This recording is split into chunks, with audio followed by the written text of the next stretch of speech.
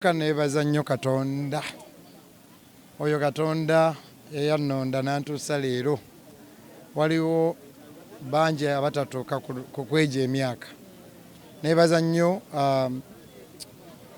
Spice Diana, Manager Roger, Kathy, baserebu mwenna abankubidde amasimu abampeereza messages n'abatali baserebu baganda bange. Nebaza bamemba ba church n'aba online church, abalokole n'abatali abatuweereza wano ebirabo, abatuweereza ssente, kubanga birabo byengabeera nabyo si byange, bamemba ba church.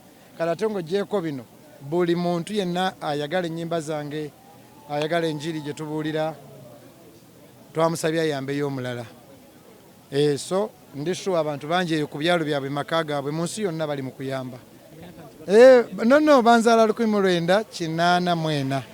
I'm 37. Sisobola kusalako wadde kubanga waliwo ataagiweze. Kyokulala taata wange yafa ayina 33, maama yalina 26. Kakati mba mpangudde nnyo. So nebaza Katonda. Ne favor. Kati ba Spice bano ba Kathy nandi bajjeewo. Ate nono Kathy batuzaala lunaku lwe lumu. August baby naye. Ndi musabe lwakuba nti munange nakati onsanze mu kkanisa era wonsa kitegeeza ndi mukyala musabe. Atali musabe tawangala nga bwe mpangadde. Ngesebo myaka amanya gatukwera bukeezi naye ate tukyebaliza Katonda kuba n'emyaka gye njogera teginfaanana. Ndi 38. Nsinzaako gumu. Abasumba bangi mu kibuga Kampala naye lwaki mwettanira nnyo Pastor Bugembe?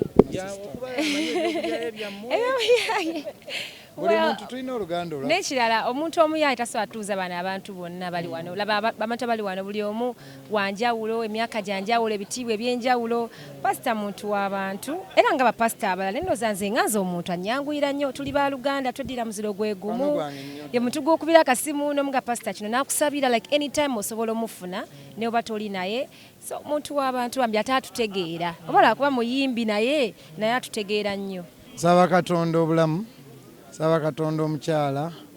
Saba Katonda anyambe malirize bulungi. Neme kugwa, neme kuswala, neme kumuswaza kubanga osigala oli muntu. Olaba abantu nga bakwagala nnyo noga gato obojjukira bibiibyo. Noga kino saakikola bulungi kino. So Mukama nyambe neme okweddugaza. So that I can continue to inspire people in music, in sermons and maybe in life. Kyensaba Katonda.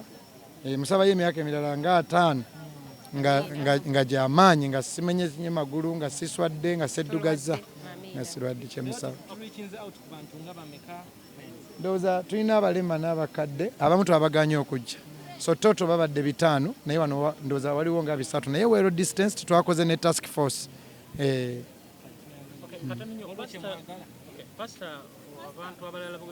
Konani.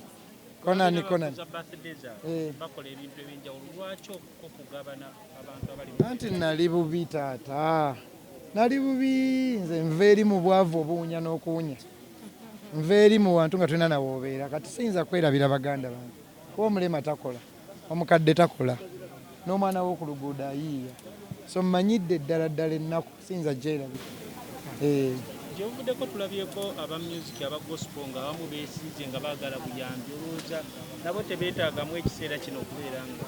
Nze nabayamba ng'omuntu naweerezayo akatono ke nsobola naye mbakubiriza beesige nnyo Katonda. Ne Spice Diana naye waali wano obugalo ate ne Catherine Kusaasira naye waali wano obugalo.